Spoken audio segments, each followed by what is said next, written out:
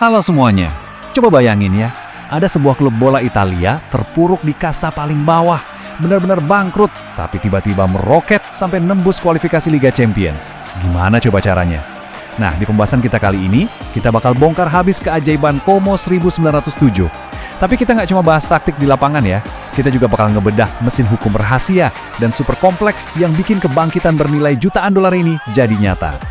Biar nggak bingung, ini rute perjalanan kita. Pertama, dari kebangkrutan menuju puncak, lalu kita lihat kemenangan tim wanita, lanjut bahas ekonomi sepak bola global, cara menavigasi aturan Liga Eropa, dan ditutup dengan bagaimana cara melindungi para investor.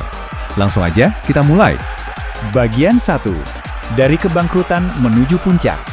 Jadi gini, tahun 2016 itu masa-masa yang super kelam buat Como. Mereka bangkrut dan jatuh ke Seri D. Bayangin, itu kasta amatir yang biasanya jadi tempat terkuburnya mimpi pesepak bola. Fasilitas hancur, moral pemain anjlok, suram banget deh pokoknya. Tapi, keajaiban datang di tahun 2019. Konglomerat asal Indonesia, Jarum Group, lewat Robert Budi dan Michael Bambang Hartono, masuk mengambil alih.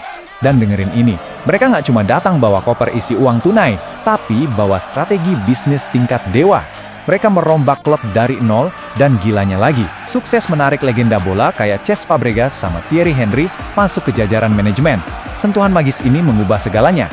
Hasilnya, promosi berturut-turut, masuk Seri B tahun 2021, balik ke Seri A di 2023, sampai akhirnya dapetin tiket kualifikasi Liga Champions. Ini benar-benar salah satu comeback paling mustahil di olahraga modern. Lanjut ke bagian 2, kemenangan tim wanita. 16. Angka ini bukan sekedar angka biasa teman-teman, ini adalah simbol dominasi mutlak. Tim Como 1907 Femminile Primavera ini mencetak musim yang benar-benar sempurna. 16 kali tanding, 16 kali menang. Nggak ada seri, apalagi kalah. 0. Mereka bukan cuma sekedar menang liga, tapi benar-benar melibas lawan-lawannya tanpa ampun dan bikin standar baru yang gila banget tingginya. Dan rahasianya, seperti kata pelatih mereka, Alessandro Recenti, perjalanan mereka ini benar-benar ditentukan sama kekuatan mental para pemain. Mereka punya satu tujuan dan boom, mereka mencapainya. Di bawah bimbingan langsung dari legenda Amerika Serikat, Heather O'Reilly, mental juara mereka terbentuk sempurna. Tapi nih, disinilah klub menunjukkan insting bisnis yang tajam banget. Mereka mengambil alih hak tanding dari Chievo Verona. Kenapa ini brilian? Karena langkah strategis ini bikin tim wanita Como bisa langsung lompat ganda ke Seri B buat musim 25-26. Bener-bener eksekusi ambisi olahraga yang rapi banget di atas meja negosiasi.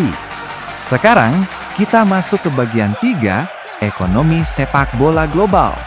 Dari semua kisah Cinderella di lapangan tadi, sebenarnya ada satu pertanyaan besar yang nilainya miliaran dolar.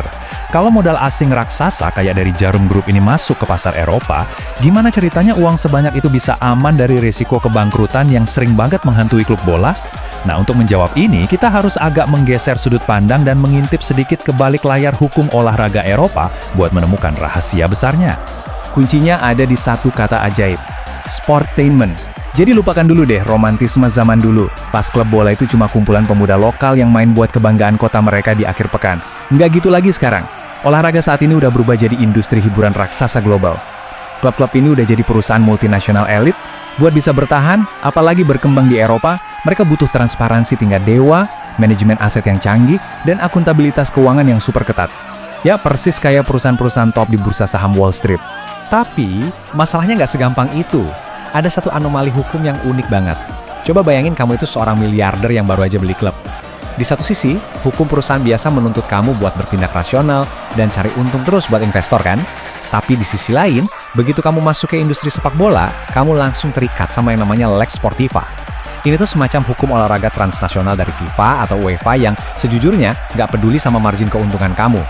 Lex Sportiva ini cuma peduli sama satu hal, keadilan kompetitif.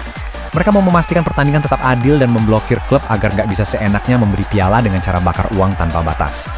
Jadi ada tarik ulur yang ekstrim banget antara mencari keuntungan murni dan menjaga nilai-nilai olahraga. Lanjut ke bagian 4, menavigasi aturan Liga Eropa. Nah, kalau kalian pikir Eropa itu aturan mainnya sama semua, kalian keliru besar. Tiap negara itu punya aturannya sendiri-sendiri yang kayak labirin buat investor asing. Di Italia, tempat Como bernaung, federasinya meminta kestabilan keuangan yang super dalam. Rasio utang sama aset itu dijaga banget. Kamu harus benar-benar ngebuktiin kesehatan finansial sebelum bisa pegang kunci stadion. Beda lagi ceritanya kalau kamu ke Jerman atau Belanda. Di sana, mereka punya aturan unik kayak 50+1 atau sistem yayasan. Ini semacam tembok hukum yang bikin fans lokal tetap memegang suara mayoritas. Jadi, mau bawa duit sebanyak apapun ke sana, klub secara hukum nggak akan pernah bisa dikuasai 100% sama entitas asing. Terus coba tebak, apa yang terjadi kalau kamu sebagai pemilik baru gagal ngejaga neraca keuangan yang ribet tadi? Hukumannya tanpa ampun. Lihat aja Liga Inggris. Mereka punya batas kerugian maksimal 105 juta pound sterling dalam periode 3 tahun. Lewat dari angka itu sedikit aja, klub kamu bakal langsung dihukum pemotongan poin yang fatal. Kamu bisa aja buang duit ratusan juta buat merekrut pemain bintang, tapi cuma gara-gara salah hitung di kantor akuntan, tim kamu malah terdegradasi. Bener-bener bukan cuma sekadar main bola lagi. Ini udah masuk manajemen risiko tingkat tinggi, di mana satu kesalahan ketip di buku kas bisa menghanguskan investasi triliunan dalam semalam. Dan yang terakhir, bagian 5, melindungi para investor. Dengan taruhan uang triliunan, aturan Eropa yang kayak labirin, dan regulasi olahraga yang bisa ganti kapan aja, investor asing jelas nggak mau datang tanpa persiapan. Mereka bawa pasukan pengacara internasional papan atas. Mereka membangun sistem pertahanan hukum 3 lapis yang benar-benar canggih buat melindungi uang mereka dari birokrasi lokal yang ribet. Mari kita bedah strategi hukum ini. Lapis pertama, para miliarder ini biasanya nggak beli klub pakai nama pribadi. Mereka bikin perusahaan khusus atau SPV di negara yang ramah pajak kayak Belanda. Fungsinya buat mengisolasi risiko keuangan. Jadi kalau klubnya kenapa-napa, bisnis utama mereka yang lain tetap aman. Lapis kedua, di kontrak pembelian, mereka pasti masukin klausul arbitrase internasional. Tujuannya supaya kalau ada sengketa sama otoritas lokal, mereka nggak diadili di pengadilan lokal yang mungkin lambat atau bias, tapi di pengadilan internasional yang netral. Dan lapis terakhir, perjanjian investasi bilateral. Menggunakan perjanjian antar negara kayak misalnya antara Indonesia dan Italia, mereka memastikan dana raksasa mereka aman dari diskriminasi. Bener-bener benteng korporasi yang mustahil buat ditembus. Pada akhirnya, kebangkitan menakjubkan Como 1907 itu memberikan satu bukti yang jelas. Visi olahraga yang top, kalau disuntik dana raksasa dan dikawal strategi hukum yang tanpa celah, bener-bener bisa menciptakan keajaiban. Tapi, ini juga meninggalkan kita dengan satu pertanyaan besar.